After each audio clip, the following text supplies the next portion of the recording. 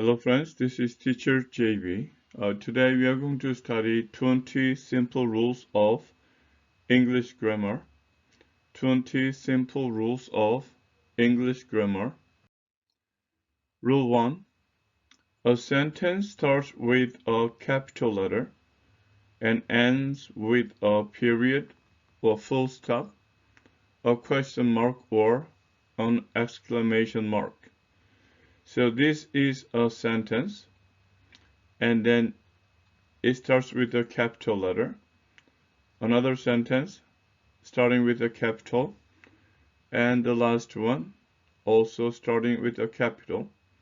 At the same time, ending with a period, or you can call it a full stop, or a question mark, or an exclamation mark.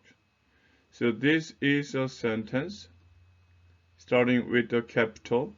When you say capital letter, it means A, capital or uppercase, A, lowercase. So this one again, you call this either capital letter or uppercase letter, and then this one you call lowercase. So you need to use a capital letter to start a sentence and end with a period, question mark, or exclamation mark. The fat cat sat on the mat, and it's a statement, so you put a period. Where do you live? It's a question, so you put a question mark. My dog is very clever. You show your surprise and then use exclamation mark. Rule number 2. The order of a basic positive sentence is subject, verb, and object. Okay, look at the sentence. John loves Mary.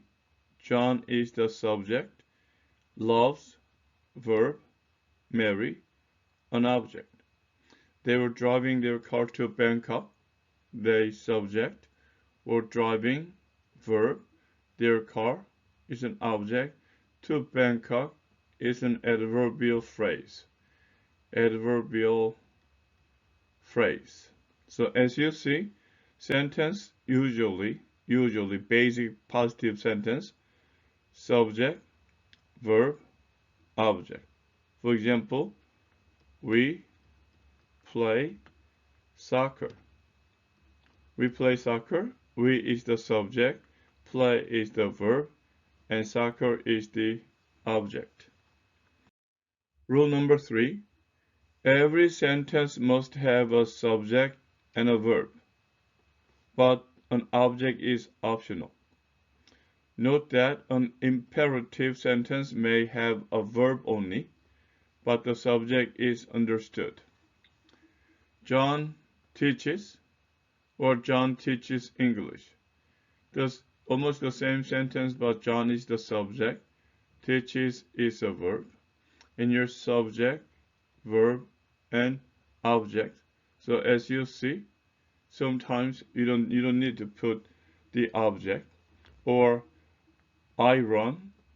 So run is intransitive, so you don't need an object. We sleep. Again, you don't need an object. And now you have stop. We call this imperative. I-M-P-E-R-A-T-I-V-E. So when you say stop, you is understood. You don't mention you, but you is you, subject is understood. And even though this is imperative, we can have an object. For example, eat this food. So you eat this food. This is the imperative, subject and verb and object. Or drink coffee. So if you say drink coffee, it's an imperative, and then a drink is the verb, and so here you is the subject and coffee is going to be the object. Rule number 4. The subject and verb must agree in number, not in gender. Number, which means if the subject is singular, you need to use singular verb, and plural, you need to use a plural verb. For example, John is the subject and singular, but we call this third person singular. So you put an S. John works in London. And that monk also third person singular. So each, once a day. So you put an S. But John is third person singular, Mary is third person singular, and it is connected by and. It becomes they. They is plural, so you don't put an S. Only work in London. Most people is plural. So you use you say it without S. This is a verb. So this is plural verb. Rule number 5. When two singular subjects are connected by or, use a singular verb. The same is true for either or, neither nor. John or Mary is coming tonight. So this one, John is coming or Mary is coming. Not both of them are coming. So this is or means make the subject singular. So is coming tonight. Either coffee or tea is fine. So not both, only one, coffee or tea. So use a singular. Neither John nor Mary was late. So not John or not Mary. So you use a singular. Okay? Rule number 6. Adjectives usually come before noun, except when a verb separates the adjective from the noun. So this verb will be usually be verb or a copular verb. I have a big dog. Dog is a noun and big is an adjective. So describe it, and big comes before noun. She's married a handsome Italian man. So Italian is a man, just noun. Handsome is an adjective. So describe this like this, right? And her husband is rich. So he is, for example, he is a rich husband. Rich husband. And then rich, the adjective is describing noun. But when it comes after a verb, be verb, it becomes a complement. complement. So here, he is a tired boy, or the boy is tired. So this case, tired comes after be verb, but this tired comes before noun. Rule number 7. When using two or more adjectives together, the usual order is opinion adjective, fact adjective, and noun. So there are some additional rules for the order of fact adjectives, but so pay attention here. Opinion and fact. I saw a nice French table. I saw a table, nice table, and French table. But when you need to put this together, nice is my opinion, and French table is a fact. You cannot change it. So you say, I saw a nice French table. And that was an interesting Shakespearean play. That was a play. That was an interesting play. That was a Shakespearean play. But now interesting and Shakespearean. So Shakespearean is a fact. Interesting is my opinion. So that was an interesting Shakespearean play. Now, rule number 8. Treat collective nouns such as committee, company, board of directors as singular or plural. In Britain English or British English, a collective noun is usually treated as plural, needing a plural verb and pronoun. In American English, a collective noun is often treated as singular, needing a singular verb and pronoun. The committee are having sandwiches for lunch, then they will go to London. So this is typical British English. The BBC have changed their logo. BBC, you see the whole company as plural, so use have and their logo. Again, this is British English. My family likes going to the zoo. My family may be more than one person, and yet my family is collective noun, and in American English you treat it as a singular, so you put S. My family likes going to the zoo. And then CNN. So BBC is British company, CNN is American company. So CNN has changed its logo. So in America, you treat a collective noun as singular, and in England, you treat a collective noun as plural. Rule number 9. The word each and each are two different words with different meaning. So first each this is called possessive adjective. Possessive adjective. And then this one, a contraction of it is. So after each, usually you use a noun to describe, and after it is, you put anything to be complement. The dog has hurt its leg. He says, it is 2 o'clock. It is 2 o'clock. Rule number 10. The word your are two different words with different meanings. Again, this one is called possessive adjective. And then your is a contraction of you are. They are two different words with different meanings. Here is your coffee, your position.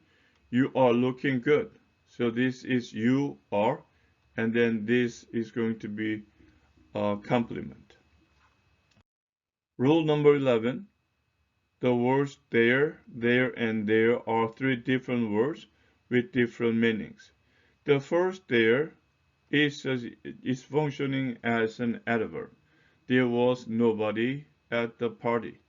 And I saw their new car. So this is possessive adjective. And then, do you think they're happy? So this is a contraction of they are. Rule number 12. The contractions his can mean he is or he has. Similarly, she's can mean she is or she has, and it has or it is. And John's can mean John is or John has. For example, you have his. So it can be a contraction of he is and he is working. So you can use verb or you can use adjective or noun to make it a complement. And then when you say his, it could be he has. But in this case, you need to use participle, past participle. So here you say finished, F-I-N-I-S-H-E-D, finished. You put past participle. Here, she is here. So this one verb. And then you use, since this is the existence, you put adverb and not past participle. And she has left. This is she's, right? And then she has. So you put past participle after has. John is married. So you put complement. John has discovered. You put past participle. So when it is John's again, so it can be contraction of John's, or it can be a present perfect. So you can use a past participle. Rule number 13. The contraction he can mean he had or he would. And then they would. Something like that. Again, This is past participle, past perfect. So after had, you use past participle. He had eaten when I arrived. But if you use would, if this is the contraction of he would, and you need to use a verb-based verb form, just like eat, he would eat more if possible. Now they had, so finished, they had already finished, you put a past participle, they would come. So this is would, you use a base form of the verb, so they would come if they could. Number 14, spell a proper noun with an initial capital letter. So proper noun is a name of something. You use capital letter for the proper noun. For example, Joseph, Mary, Russia, China, British, Broadcasting Corporation, England. They are all proper nouns. That's why they're using capital letters at the beginning of each word. We have written to Mary. Mary is a proper noun, person, so you use capital letter. Is China in Asia? China and Asia, they are all proper nouns, so you see capital letter, A, capital letter. Do you speak English? So English, as you know, is a proper noun, so use capital E. Do you speak English? Now, rule number 15. Spell proper adjectives with an initial capital letter. So proper adjectives, it means proper noun, but functioning as an adjective. Proper adjectives are made from proper nouns. For example, Germany, German, Orwell, Orwellians, Machiavelli, Machiavellian. London is a town. London is a town, and that's English town. So English is a proper noun, but working as an adjective. So this is called proper adjective. Who is the Canadian Prime Minister? So Canadian is proper adjective, and proper noun is Canada. Canada. So who is the Canadian Prime Minister? And then which is your favorite Shakespearean play? So Shakespearean play comes from Shakespeare, correct? Shakespeare. So which is your favorite Shakespearean play? So this is proper adjective. So you use capital letter for the beginning of the word. Rule number 16. Use the indefinite article a or on for countable nouns in general. In general, use definite article the for specific countable nouns and all uncountable nouns. So a or on is always for countable noun, and then the can be countable and uncountable. I saw a bird and a balloon in the sky. So sky is always a proper, always specific. So we need to use the. I saw a bird. Which bird? We don't know.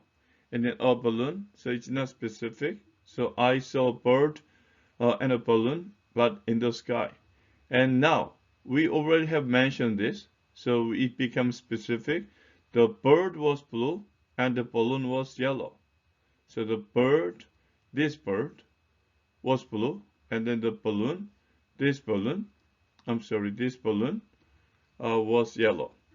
He always saves some of the money that he earns. So here, the money is being described by that he earns. So it's not just some money, it is that money, the money he earns. So it becomes specific, so you use the. Rule number 17. Use the indefinite article a with the words beginning with a consonant sound. Use the indefinite article on with words beginning with a vowel sound. Cat is a consonant, so you say a cat. G is a consonant, a game of golf. H is consonant, a human endeavor. F is consonant, a Frenchman. And U, this is a vowel, but it sounds like U, or simply Y-O-U, U. So this cannot be, these are just like consonant sound.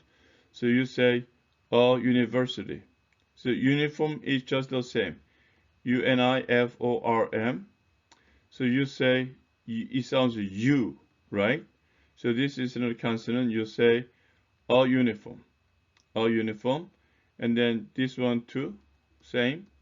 So how do you say this? You say this unity. So you say a unity, even though this is a vowel. But on, A is a vowel, on apple. E is vowel, on easy job. I is a vowel, interesting story, on interesting story. O is a vowel, on old man. And U, this U sounds like it's not U, so on umbrella. And then here, this is the problem. This H is definitely consonant, but this becomes silent. And then it sounds like honorable. So the vowel sound. So you use unhonorable man. Unhonorable or air, you say on air, or hour, you say on hour. Rule number 18. You may use many or few with the countable, much, a lot, or little for uncountable. How many dollars do you have? How many? Many dollars.